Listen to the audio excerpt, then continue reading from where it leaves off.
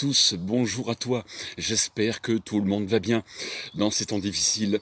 Heureusement, ça y est, enfin, aujourd'hui, nous sommes lundi. Théoriquement, je devais recevoir cet album tant attendu depuis vendredi. Petit couac, donc j'ai dû changer de fournisseur pour aller vers quelqu'un d'autre. Je ne citerai pas les noms, bien sûr, on va pas la faire de pub. Et ça y est, enfin, il est là, il est là, il est là. Alors on va se l'ouvrir tout de suite, on va pas perdre de temps. J'espère que tu vas bien, que tu as réussi à te le procurer, à te l'écouter. Alors moi j'en ai écouté évidemment quelques extraits, parce que je n'aime pas tout écouter quand ça sort.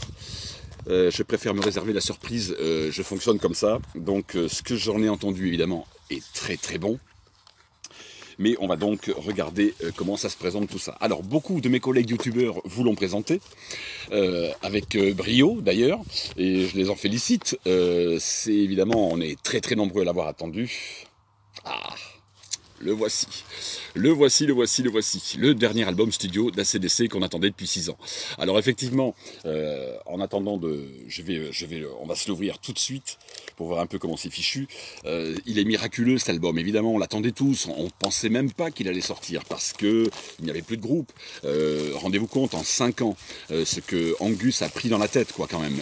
La démence de son frère Malcolm, son décès, la mort de George. Le grand frère qui les suivait depuis le début. Ensuite, on a Brian Johnson qui se pète les tympans à moitié sur un circuit automobile. Il avait oublié des bouchons dans les oreilles. Cliff Williams qui quitte le navire. Il n'en peut plus, il veut plus tourner. Oh, Phil Rudd mêlé à une sombre histoire judiciaire d'un tueur à gages plus ou moins commandité. Enfin bref, il a été plus ou moins blanchi, mais je me suis pas trop informé par rapport à ça. Mais c'est très rock'n'roll. Donc voilà, alors j'ai pris cette édition-là. Voici le recto verso. Alors à l'intérieur, évidemment, tout le monde vous l'a montré. Je vous le remontre en gros plan parce que c'est quand même des photos assez sympathiques. C'est un papier glacé. Voilà, on voit nos vieux briscards, ils sont tous revenus, évidemment, et on avait très très peur, parce qu'évidemment, Angus ne voulait plus entendre parler de personne, il a un petit peu pété les boulons, et du coup, ben voilà, il a quand même réussi, il s'est dit, allez, pour faire le dernier album, parce que on se doute bien que c'est très sans doute, enfin, sans aucun doute, peut-être le dernier album de leur carrière. Je ne sais pas s'ils reviendront dans 10 ans. Brian a 73 ans, Angus 65, Stevie 66, bon... On verra bien en tout cas, je pense que là ça sent le dernier. Donc je me suis pris l'édition rouge opaque. Voilà, je vais pas vous mentir, hein, je l'ai pris à la Fnac, évidemment, en précommande, parce qu'au départ, je voulais une version plus translucide sur un autre fournisseur, mais qui a merdé, qui nous envoyait un mail le 12 pour nous dire que la commande était annulée et qu'il fallait attendre le mois de décembre ou janvier. Donc évidemment, j'ai vite annulé ma commande pour le prendre sur le site de la Fnac. Et évidemment, la couleur est très très belle. Alors, j'ai entendu quelques critiques sur des petits peut-être grésillements entre les morceaux. Petit coucou à Steph Jazz, mon pote youtubeur, qui l'a reçu là il y a 2-3 jours, et il disait qu'il y avait des petits bruits de fond entre les morceaux, mais rien de grave, puisque dès que la musique démarre sur les pistes, évidemment, ces petits craquements ne s'entendent plus. Je verrai bien avec le mien, je le découvre avec vous. Donc oui, ce que j'en ai entendu, pour revenir musicalement sur cet album, moi, personnellement, j'ai trouvé très bon ce que j'ai entendu. Je n'ai voulu écouter que 40 secondes, 1 minute de chaque morceau, à peu près. Donc je vais vraiment me réserver la surprise pour là, tout à l'heure. Donc je vous dis que je suis très très excité. Mais effectivement, l'attaque au niveau de la guitare rythmique de Stevie est quand même assez bluffante. Il a c'est tranchant, c'est incisif, quoi. Il nous fait presque oublier Malcolm, tellement il est bon à la rythmique, quoi. Angus est toujours là, malgré que, évidemment, les plus anciens diront qu'on n'est plus sur la période Bon Scott. Évidemment, comment voulez-vous qu'il soit aussi rapide, même Phil Rudd à la batterie, on sent que c'est des morceaux qui sont un petit peu up-tempo, qui sont très bons quand même. Moi, de ce que j'en ai entendu, c'est de très bonne qualité, donc je trouve que c'est un très bon disque, aussi bon pour moi que Rock or Bust, que j'ai beaucoup aimé. C'est Black Ice, moi, que j'avais moins aimé, mais je l'avais acheté quand même. Mais voilà, là, on est quand même sur le grand retour de ce groupe, et ça fait quand même bien plaisir, parce que oui, celui-là, je pense que c'est miraculeux de l'avoir aujourd'hui dans nos mains. Nous sommes lundi aujourd'hui. 16 novembre, et forcément, oui, c'est miracle de l'avoir dans les mains. Moi, j'en suis encore un petit peu sur le cul là, parce que je pensais pas que ça allait sortir un jour celui-ci. Hein. Vraiment, c'était mal engagé. Il y avait plus de groupe. Hein. Rendez-vous compte quand même. Angus avait dû prendre Axl Rose pour remplacer Brian sur la précédente tournée, surdité. Donc, il y avait plus. Il a ramené Chris Slade à la batterie. Au secours, aux abris. Enfin bon, bref, il y avait plus de groupe quoi. Donc là, il a réuni enfin les Icos et ils nous font. Écoutez, pour moi, je trouve bon, je trouve très bon. Donc, je vous dirai ça plus en détail sur la prochaine vidéo. Et puis voilà quoi. Il me faut le recul. Hein. Pour l'instant, je ne l'ai pas. Donc voilà. En tout cas, sortie mondiale le 13 novembre. C'était vendredi dernier. Et voilà, ça y est, il est enfin chez moi. Donc, je vais pouvoir me l'écouter rapidos celui-ci. Il va être, je pense, génial. Je sais qu'il va bien sonner. Il n'y a pas de souci. Et il est sorti donc un deuxième disque vendredi également, 13 novembre, que les fans attendaient plutôt également. Rien à voir, là on part évidemment, on quitte le hard rock pour aller sur du reggae. Et voilà le Bob Marley. Vous avez remarqué, il n'y a pas les Wailers qui sont crédités, et pourtant c'est bien les Wailers qui jouaient derrière à ce fameux concert du 13 juin 1980, enregistré donc à Dortmund en Allemagne. Et alors Bob était sur ces dernières dates là au niveau européen. Ils démarreront après, ils voudront démarrer après en septembre leur tournée aux États-Unis et on sait évidemment, on connaît la suite. Mais je vais pas trop y revenir parce que je voudrais vous faire une spéciale Bob Marley justement par rapport à l'occasion de la sortie de ce triple vinyle, triple concert donc voilà enregistré à Dortmund en Allemagne.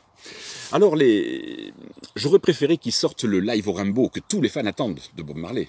Le live au Rainbow en 77 et surtout le live au Roxy en 76, enregistré en Californie.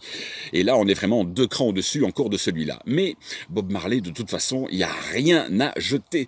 C'est vraiment du très très bon. En plus, il ouvre avec les I3, les choristes. Donc sa femme, Rita Marley, Marcia Griffiths et Judy Mowatt, qui ouvriront et qui chanteront leurs 4 titres ici.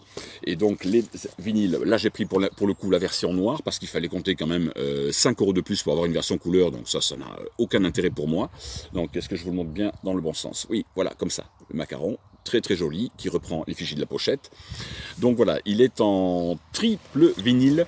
Celui-ci, et ma foi, oui, il n'y a rien acheté dans la carrière de Bob Marley, hein, on est bien d'accord, quand on aime cet artiste en général, c'est rare qu'on trouve des documents, des concerts où la qualité est moyenne. Non, c'est très très bon. Je fais un petit coucou à mon fidèle abonné Geoff de Belgique, je sais qu'il l'a trouvé très très bon, effectivement au niveau son, le master a été parfaitement réalisé.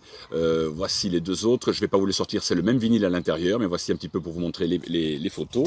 Voilà, le recto rien de particulier, juste les titres. Et donc c'est découpé en 3 disques, donc c'est parfaitement bien parce que ça permet d'avoir une qualité sonore assez exceptionnelle, c'est vrai.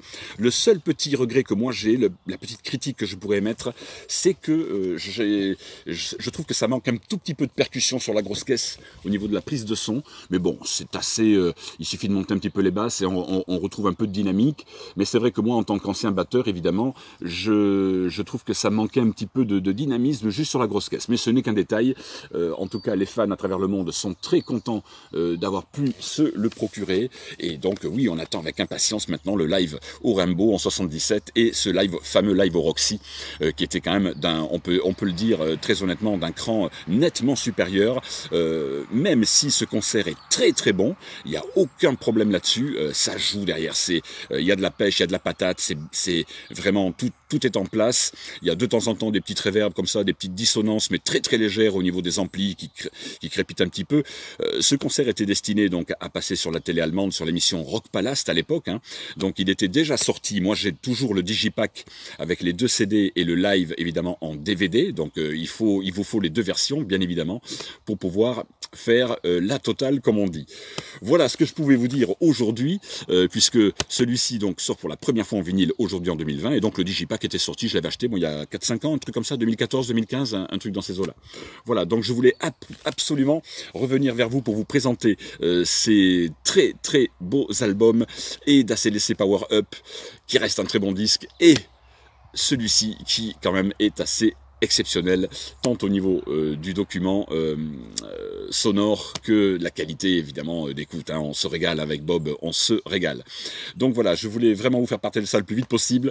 Donc si ça t'a plu, comme d'habitude, le petit pouce bleu qui va bien, tu t'abonnes, c'est gratuit bien évidemment, tu cliques sur la petite cloche, ça j'oublie toujours de vous le préciser, tu cliques sur la petite cloche pour pouvoir être averti des dernières notifications dès que je sors une vidéo.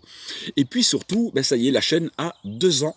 Là j'avais commencé en novembre, il y a 2 ans, alors j'ai pas fait beaucoup de vidéos, hein. Moi j'en ai fait une 50aine peut-être à peu près, donc je vous remercie beaucoup déjà de votre fidélité, parce que, et puis en plus ça grimpe, on arrive aux 900 abonnés, donc on sera à 1000 abonnés bientôt, donc c'est génial. Et je me suis dit que pour les 2 ans de la chaîne, comme j'ai très souvent beaucoup de questions de votre part, eh bien écoutez, n'hésitez pas sous cette vidéo, alors déjà à me donner votre ressenti sur ACDC et Bob, si vous les avez chopés, et puis surtout à me poser des questions qui vous tiennent à cœur, parce que je n'ai jamais fait de foire aux questions sur cette chaîne, et je me dis que ben c'est l'occasion ou jamais, puisque ça fait donc 2 ans maintenant que je suis là, et n'hésitez pas à me bombarder de questions, je répondrai à tout le monde lors de la précédente vidéo.